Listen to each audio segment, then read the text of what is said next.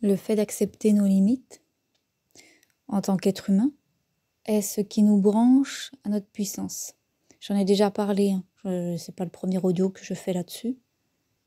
Donc l'acceptation de ces limites amène une certaine stabilité, amène une certaine... J'ai pas envie de dire le mot paix intérieure parce que c'est un peu too much, mais amène une stabilité. C'est vraiment le terme.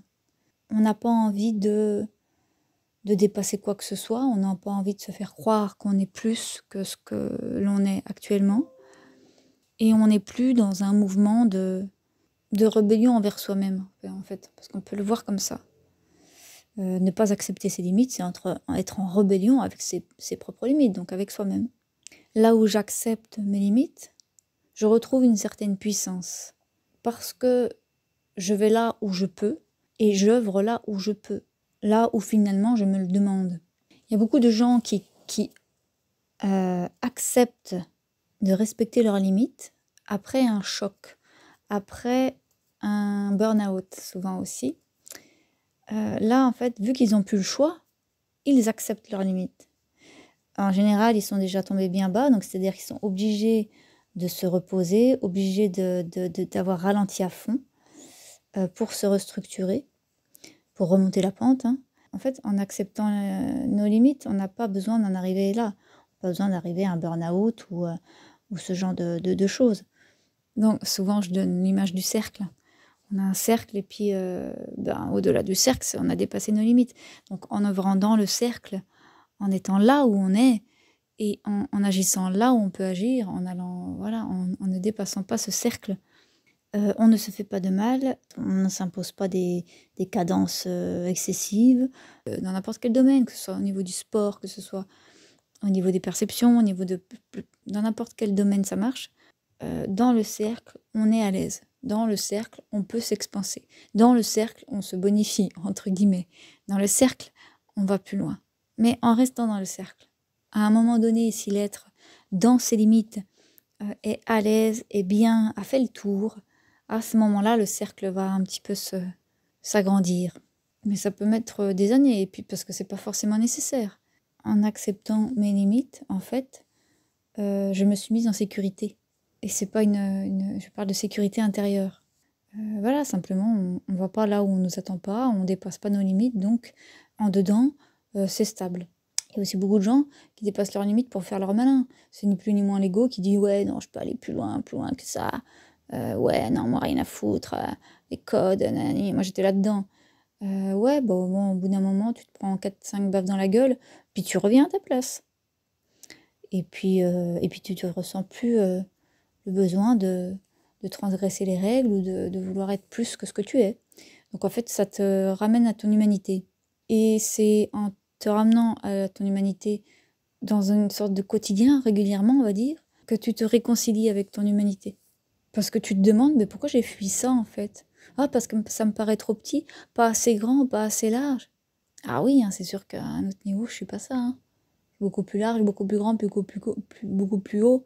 Voilà, en fait, le fait de se ramener à notre humanité nous permet de se réconcilier avec l'humain, avec nous-mêmes. Et il y a une sorte de quiétude, de choses qui se réconcilient avec le fait d'être un être humain, avec des limites. Alors l'ego, il sera toujours là à peut-être toquer de temps en temps et dire vas-y, dépasse. Mais en fait, vu que l'attention est dessus, un peu plus qu'avant, il y a quelque chose qui voit bien que ça n'a pas de sens.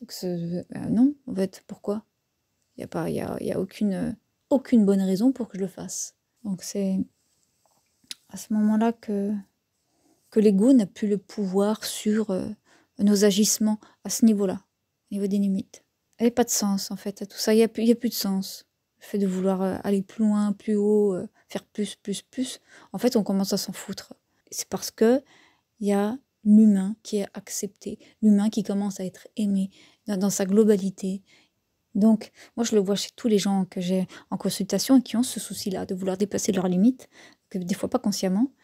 Il y a toujours une volonté de fuir son incarnation derrière.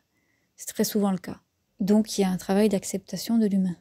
Et selon moi, ça ne passe que par la compassion envers soi-même, en fait.